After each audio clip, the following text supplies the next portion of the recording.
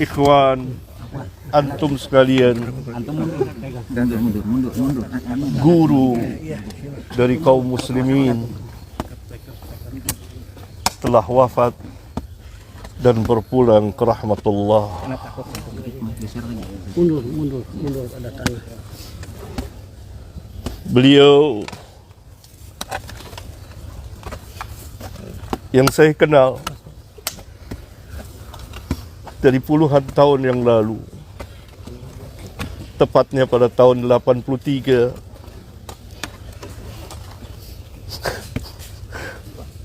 kami bertemu di perpustakaan, di tempat yang dipenuhi dengan kitab-kitab para ulama. Saya berkenalan karena sejalan dan bercita-cita untuk ad-da'wah ilallah, maka kami saling berbagi dalam menimba ilmu syar'iyah dan berdakwah apa yang kami mampu. Terus berlangsung sampai pada hari Kamis pekan yang lalu. Saya sempat bertemu, menjenguknya dan berbicara, memberikan kabar gembira. Absyir ya Ustaz, antum telah berbuat apa yang antum telah buat. Apalagi antum selesai menunaikan ibadah haji. Semoga mendapat haji yang mabrur, yang tidak ada balasannya kecuali jannah. Beliau telah menginfakkan umurnya sekian puluh tahun untuk berdakwah ad-da'wah ilallah, dan saya kenal betul dengan lisan dan tulisan. Salah seorang ahli ilmu telah wafat. Inna lillahi wa inna ilaihi raji'un. Allahumma ajurni fi musibati wa akhlif li khairan minha. Dan beliau mengajarkan kepada keluarga dan kepada umat, dan sangat giat. Salah satu yang membuat saya tertarik bertemu dan memanggilnya dan berkenalan, selalu di tangannya ada pena dan buku kecil. Tidak lepas dari itu untuk menulis sejumlah fawaid ilmiah. Itu yang saya tahu. Maka kita berkenalan. Ikhwan sekalian, Imam Ahmad pernah berkata, Yaumul Janaiz, pada hari jenazah bagi ahlus sunnah disaksikan oleh manusia. Yaumul Janaiz yang membedakan di antara pembedanya. Oleh karena itu kita kepulangan beliau mendapat pelajaran yang sangat berharga tentang dakwah yang hak, dakwah salafiyah yang harus tetap ditegakkan. Kita mencintai beliau. Saya pribadi sangat mencintainya dan kita selalu bersama. Tetapi tentu kita tidak akan mengatakan sesuatu kecuali yang diredoi oleh Allah Tabaraka wa Ta'ala. Seperti nasihat anak beliau di masjid, tidak boleh gulu. Doa. Bahkan ketika saya terakhir bertemu pekan yang lalu, doain, begitu beliau katakan. Doain. Doa. Oleh karena itu Rasulullah SAW apabila selesai menanam, beliau berhenti sejenak dan beliau bersabda kepada para sahabat, istaghfiru li akhikum wasalu lahu at-tasbit fa innahu al-an yus'al. Mohonkanlah ampunan untuk saudaramu. Dan minta kepada Allah tasbit, keteguhan, kekuatan. Fa innahu al-an yus'al, karena sekarang dia sedang ditanya. Ini yang kita lakukan. Memohonkan ampun, meminta kepada Allah agar beliau mempunyai keteguhan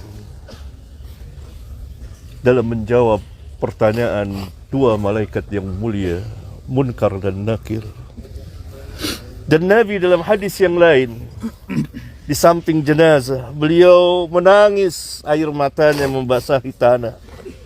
Dan beliau mengatakan, untuk yang seperti inilah, pada hari inilah, kamu mempersiapkan diri. Nabi SAW mengatakan kepada para sahabat, yang Allah jamin jannah, bagaimana dengan kita? Ini yang kita ambil pelajaran. Dengan penuh kekhusyuan. Jangan teriak-teriak suara berisik. Karena ini ibrah yang sangat dalam. Kita berduka dengan kepulangan Ustadz Yazid rahimahullahu ta'ala. Semoga Allah mengampuninya. Semoga Allah merahmatinya. Semoga Allah memasukkannya ke dalam Jannatul Firdaus. Dan semoga Allah subhanahu wa ta'ala melindungi dari azab kubur dan azab neraka. Dan ilmunya bermanfaat dengan lisan dan tulisan. Amin.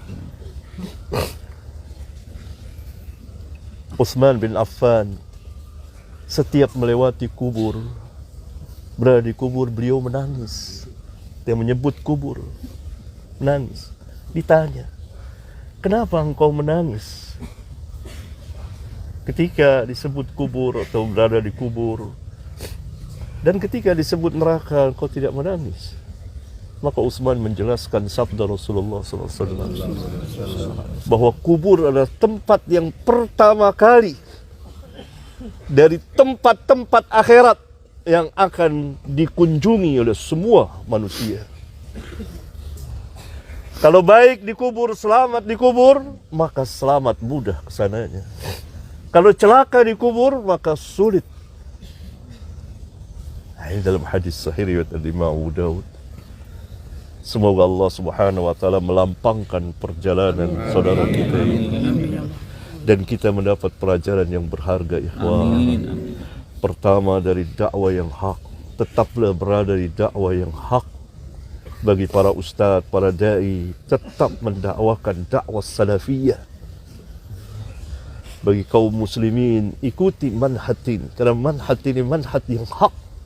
Manhat para sahabat radhiyallahu anhum ajma'in. Yang kedua, kita mendapat pelajaran kematian. Bahwa semua kita akan seperti, entah kapan waktunya. Tidak ada yang tahu perkara yang gaib. Saya Kamis kemarin meminta izin pada anak beliau yang berada di ruang ICU. Hati saya gelisah. Kenapa hati saya gelisah? Saya harus ketemu, saya harus minta izin kepada anak beliau. Biar gimana saya harus ketemu. Saya berangkat. Saya masuk bersama Ustadz Zamzami dari Pekanbaru, yang juga dari Pekanbaru datang kemari untuk menjenguk. Beliau dicintai banyak orang. Maka saya melihat, tenang hati saya. Bahkan 2 jam berselang 3 jam, beliau telepon, Hati, Abah sudah meninggal. Kita tidak ada yang tahu perkara yang gaib. Rahasia Allah. Dan ada hikmah di balik itu.